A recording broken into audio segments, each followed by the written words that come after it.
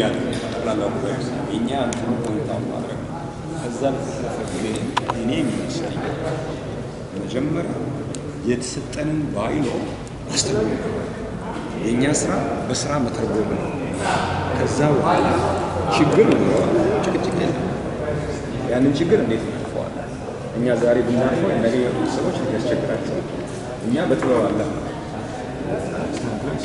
ግን የሚመጣው ሰው የሚመጣው ኮሚቴ ደግሞ ግልጽ ነው ወደ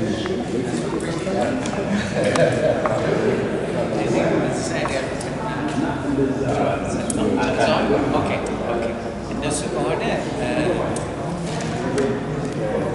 አሁን የምሰማው ነገር ምንድን ነው? የተለያዩ አፕራሮች ላይ ፎከስ ያላቸው የኤግዜክቲቭ ኮሚቴው ወደፊት የተለያዩ ሰብ ኮሚቴ ሲኖሩ ሁሉም ሰው የራሱ ኮሚቴ ሊድ የሚያደርገው ኤጁኬሽን ይኖራል፣ ሜይ ቢ ዩዝ ፎከስ ፕሮግራም ይኖራል። ሁላም በየፊልዳችሁ ነገራችሁ ሁሉም ማትነላል እዛ ላይ ትደርሳላችሁ። የዛሬውን ፎከስ እንዳልከው ጸሐፊ